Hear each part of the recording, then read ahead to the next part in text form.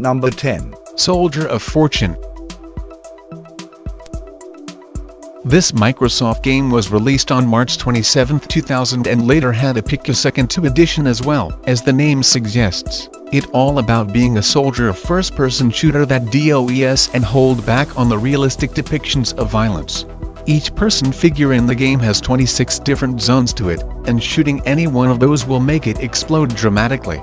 So, a shot to the head leaves the enemy with just a stump of a neck, and the teenage boy favorite, a shot to the crotch will make the enemy clutch his groin before falling over. The detailed gameplay was enabled by the Ghoul engine, and it was the very first game to use that technology, but, as you expect, the technological advance was overshadowed by the outcry over the violent content. It was classed as an adult motion picture in British Columbia and placed on the harmful to young people list in Germany, and it was pretty graphic. But for the weak of stomach, there was an option to turn the gore off, so everyone happy.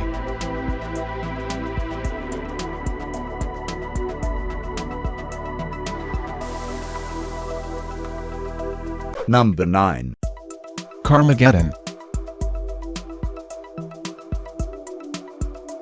Carmageddon was an oldie but a goodie, being originally released in 1997, although it had a comeback as an Android app in 2013. The basic premise of the game was that you drove around and tried to run as many people over as possible.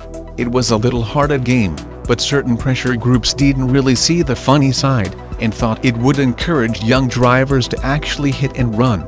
It was banned in some countries, including Brazil, and heavily censored in others. For example, in Germany the people were replaced with robots and they spilled oil when you hit them rather than blood.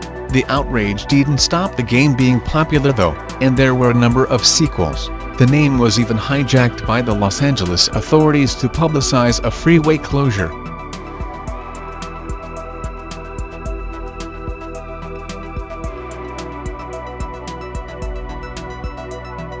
Number 8. Bioshock.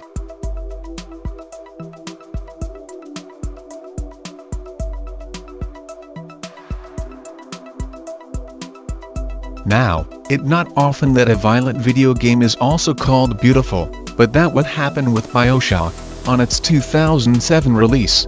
It wowed critics with its immersive graphics, depicting an underwater city in 1960.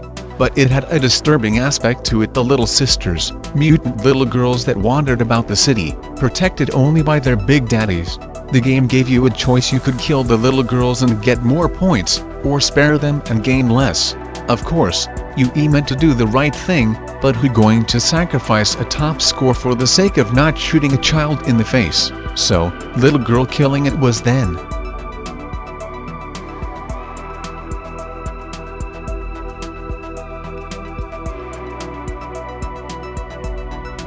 Number 7. God of War 2.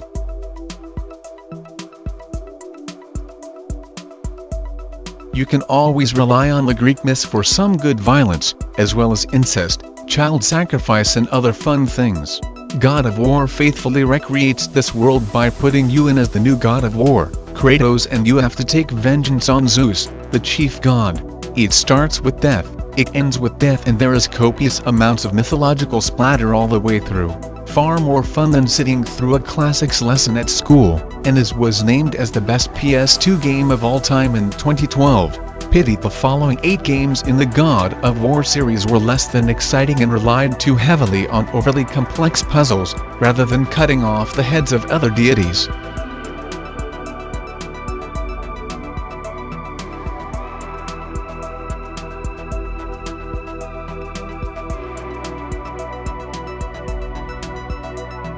Number 6. Manhunt.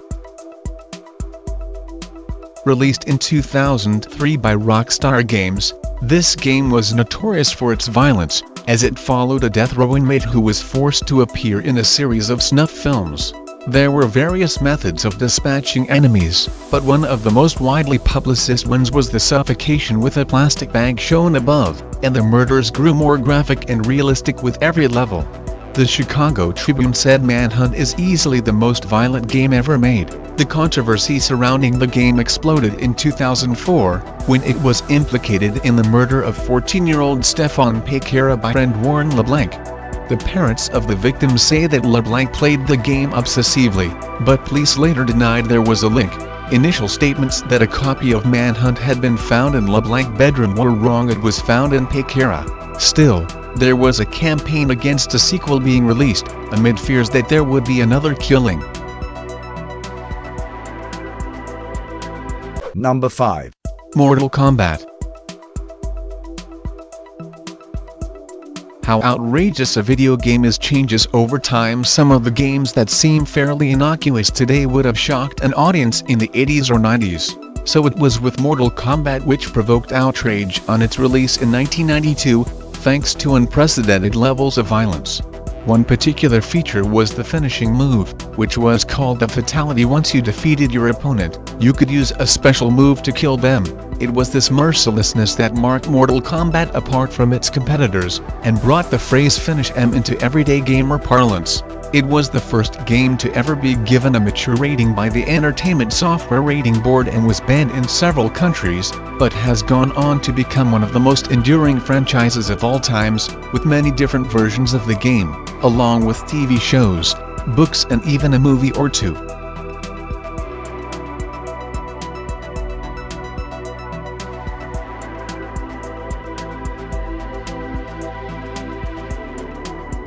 Number 4. Dead Space.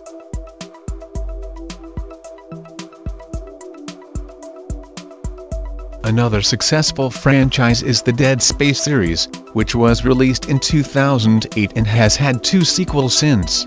PlayStation World described it as the world's scariest game, and it channeled the movie Alien, with survivors of a monster attack wandering around an abandoned mining ship. It involved reanimated corpses called necromorphs, and the protagonist Isaac had to sever their limbs in order to stop them killing him, shooting them in the torso DOES and kill them, so you just need to slow them down. It felt like a horror movie, full of atmosphere, and the mundane ship-fixing missions were livened up by the creepiness of the setup as well as all the violence, detailed, terrifying and very graphic.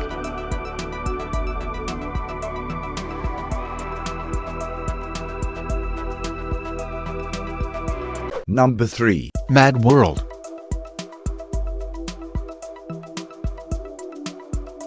When you think of blood-soaked games, you expect them to be made for the Xbox, PC or PlayStation. WOULDNU. The last console you associate with violence is the family-friendly Wii, home to mild-mannered cow racing and golf games. But Mad World broke the mold, with its black, white and red palette as well as its high levels of violence. The plot was along the lines of Battle Royale or the Hunger Games, where the characters have to kill each other in the name of entertainment, and the deaths are inventive, like pushing your opponents under a speeding train. Predictably, groups like Media Watch condemned the game, saying we need to ensure that modern and civilized values take priority rather than killing and maiming people. However, specialized gaming magazines laughed off the criticism, saying the violence was so ridiculous and over the top that no one could actually take it seriously.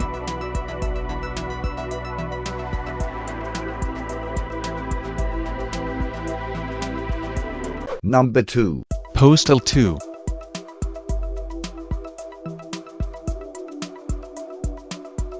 In 1993, a new phrase entered the American English lexicon. It was going postal, and it referred to a bizarrely high number of shooting sprees that had been committed by postal workers in the 80s and 90s. The games Postal and Postal 2 are based on that phrase, the concept being that an ordinary person can one day just snap and go on a murder rampage. The game itself is simple. Players need to go about daily tasks, and they can either join the queues, take the abuse and stay quiet, or they can do things as violently as possible. The result is generally ultra-violence, otherwise, it'd be a bit dull. WOULDN. Postal 2 was particularly brutal, and it was banned in New Zealand due to gross, abhorrent content which included cruelty to animals, something to do with a gun and a cat bottom, and an emphasis on bodily functions. An oddity of a game, but a very successful one.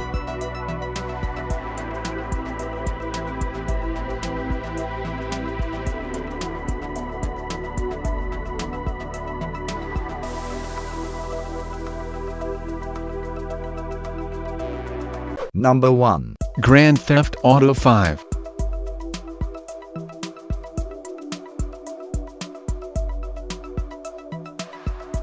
If you are going to keep getting publicity for new games, the shock factor has to increase every time. Eventually, it will probably be impossible to shock anyone, so it's impressive that GTA 5 still managed to cause outrage with its 2013 release, despite the fact that you would just expect sex, murder and violence from any GTA game.